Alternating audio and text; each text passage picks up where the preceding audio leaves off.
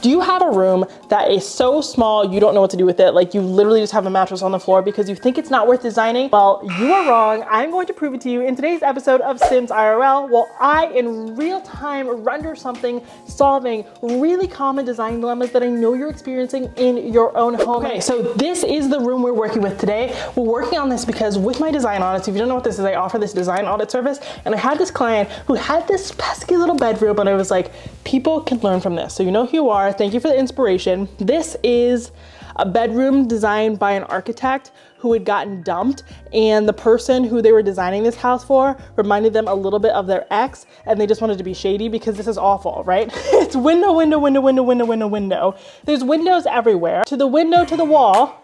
The sweat dropped down. Okay, look, I'm not Little John, but there's windows everywhere. And you're like, what on earth do I do? So the dimensions of this room are 12 feet by 10 feet. It has 6 total windows. It has a closet with a foldable door, love a good closet, and it has the door you walk in. It's giving basic. So what are we gonna do? I wanna design something that allows you to have a king size bed. Yes, I said it, king size bed, and all these things will also work for queen. There is no good situation because in general, you don't wanna put your bed on the same wall as a window, but here we have no choice unless you're putting your bed in the closet. We gotta think about where to put the bed. So you have a few options, and I'm gonna walk through them. If you are sleeping in a space by yourself, I say put the bed in the corner because it maximizes the amount of space that you have to like exercise, do a little dance, you know, whatever it is you like to do in your free space. But if you have a spouse, I mean, I like sleeping against the walls, nice and cold, it's free air conditioning, but that's weird, or at least that's what my wife says. So you don't wanna do this if you have a partner. So in theory, for good energy, you actually want your bed to be diagonal from the door, and you want to be able to see the door from the bed. So this is actually going to be the best place to put your bed. Okay, so this is what we're jamming with. This is our room so far. This does not look like a king size bed. I have to, you know what? I'm gonna look up my exact bed. 58 height. Oh, she's wide. She's big. Okay, all right. I'm really pushing it to the edge here. So this is great. So you can see a normal king bed dimension is 60 by 80, but when you add the headboard and all this stuff, it becomes a lot bigger. So look at how much space this bed takes up. Again, if I move the bed back to the main wall, there's literally no space to put anything else in this room. All you get is bed. You don't believe me? See, seeing is believing. So bed. It's giving bed. It's giving bed. That's it, right? So when I move the bed, it's still really gonna give bed, right? Because like that's a situation at hand. But you're like, oh, it's giving bed and there could be something else. There's a possibility. It's like that scene from Twilight. Anyway, so we have that. Next, we're gonna put down a rug. So we're going for like an earthy vibe here. I am going to put down a nice jute rug and light in color. We don't want it to match the floor, but we wanna brighten it up. If we have a small space, we wanna brighten up the floor. I said what I said. And for this, I'm gonna do an 8 by 10 because our room is 10 by 12. So if you can never figure out the rug size, one, they're like standard rug size that kind of associate with your bed. So follow me on Instagram because I talk about that all the time. I talk about a rug like I got a PhD in rugs. It's bright, it's light, it's airy. We're happy with our bed positioning. You're saying, okay, Kiva, that's really freaking great. Where does my dresser go? Where do my clothes go? And of course you have the closet, but a closet is not enough for me. A closet is not enough for me. So what I'm gonna do is I'm gonna hit you with something that you never expected, or maybe you did. Maybe you did. Let me not say never expected.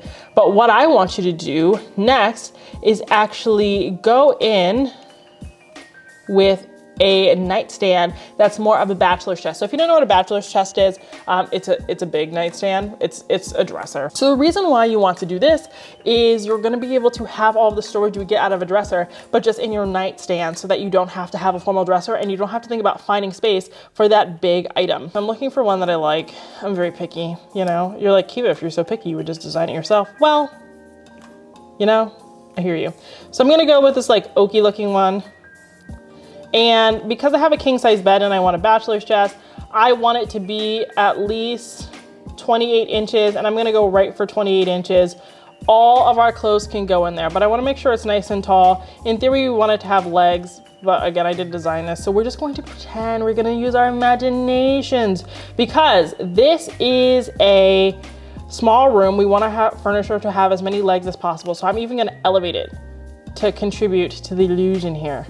All right, you want to have legs so that light can pass underneath. When you have light to pass underneath, the shadow goes straight down. The shadow goes down as opposed to going out. So the space doesn't feel as like closed in and cave-like because of the shadows. And you just want a small space to feel as open as possible. So same thing goes for your bed. You want to choose a bed with legs. So you can see my bed here, it does have legs, just so that a little bit of light can pass through and it doesn't feel like it's sunk into the ground. You want something a little bit higher, but when you have these windows, you actually want your headboard to stop underneath the windowsill, so it's not competing with the windows. So this is what we're working with so far.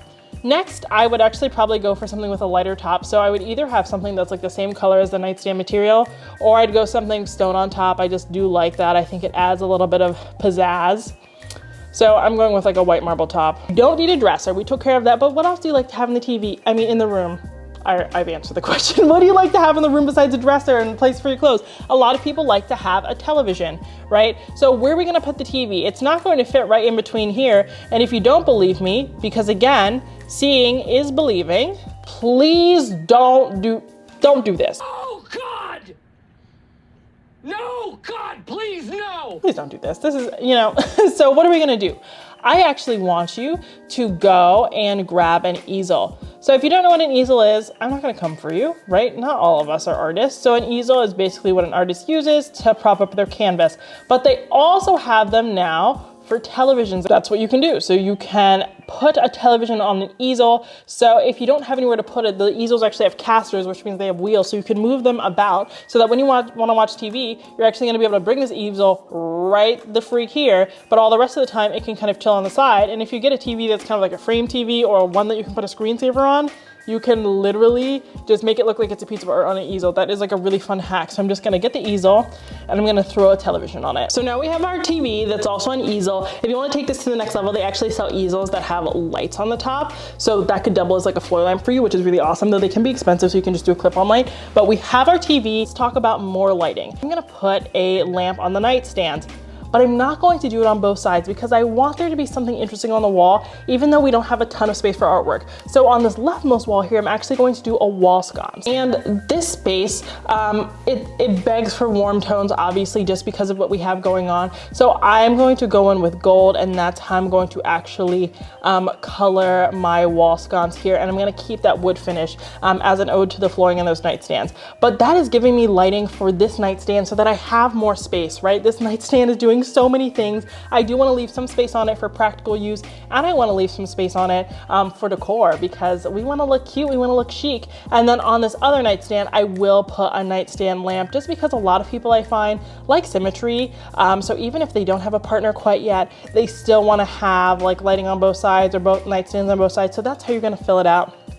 And then again, to add some of that red that, you know, complements the green, I'm also going in with a plant that's in a red vase. But I like to break your nightstand into thirds, and 2/3 of it is going to be decor and 1/3 is going to be practical items like medication, books, water. You want to leave that space empty so that you can actually use that nightstand. Now I want to do a fun lamp up in the ceiling, and you can always mess around with your lighting. A good rule of thumb to find like the ideal size of like a lamp is you take the dimensions of the room. So it's 10 feet plus 12 feet. I add them together. That's 22.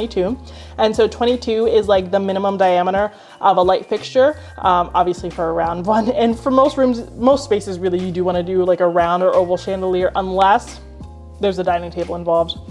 And then dining table is rectangular. So that being said, I want to make sure my light is at least pretty much 2 feet, but I want to keep mine an oval, and I'm actually going to center mine over the bed to kind of draw more attention to the bed as opposed to drawing attention to like the room in general, just because the bed is the star of the show and I want to make sure that she's shining bright like a diamond. I don't know why I became Western there. We've taken care of all of the lighting. Let's talk about what's going on these back walls. So you have all these windows and you're like, do I do the same thing for all these windows? I don't know if there's space for curtains. What do I do? The answer is not to leave them completely blank and let people stare and watch you sleep. That's not the solution. The solution is mixing it up, and I'm gonna break some rules and I don't care. And design is all about breaking rules, even though I literally talk about design rules all the time. So I do want some sort of curtain. I think curtains are fun. I think they're dreamy, they're soft, they're really inviting. So in this room, I actually am going to do curtain panels right behind the bed. So I don't want my curtains to be the star of the show. So what I'm actually going to do is I am going to make either there's something wrong with the fan in my fridge or I have a ghost, but like the ghost so far is friendly, so I feel like it's fine. But I want to go with a green. I love layering different tones of the same color in a space. I think it looks dreamy, and I think curtains can be really distracting if they're very distinct in color. So I'm just going for like a green velvet to contrast with like the you know, eggshell green that I have on the walls. And of course I'm going back in with those gold details. So I am going to break a rule though, and I am going to do a short curtain. So I think short curtains, there are lots of times for this. So obviously like a cafe curtain is a short curtain, that's what you want to do in a kitchen. And in a space like this, there's no point in investing in long curtains if your bed is just going to cover it and you're just going to like have dust babies. It's going to be a whole dust event. It would be a Swiffer commercial back there. That just seems unnecessary. So we want to stop curtains like this, right at like the same height as the bottom of the window frame. If they go a little bit lower, it looks like maybe you just like didn't get the right ones to touch the floor. But this, it looks like it's intentional. And of course we do want it to be a little bit wider than the window, but we don't need to go overboard. So I'm gonna do the same thing on the other side, but I am going to flip it. So the bed is kind of just like the star of the show here. If there was like a little like art piece, you know, that was nice and narrow that you wanted to put right here, you could, but I actually feel like this is enough. It's dreamy, it's cute, it frames out the bed, and you're not gonna hit your head on a piece of art. Like, you're gonna be like, Kiva, this is so unnecessary. And you know what? Much of what I do is wildly unnecessary, but look at this wonderful man. He's sitting in bed, he's having a nice time, and he's hitting his head. That's not nice. He doesn't need to do that. But for these other windows, I'm not gonna do more of these curtains. It feels like overkill, it feels too repetitive, and it's going to make the space feel enclosed because they did go darker when it comes to curtains. Of course I could do white, but white's boring. We're tired of that. It's overdone, it's canceled. So I'm actually just going to do a Roman shades. Roman shades are blinds, but chic.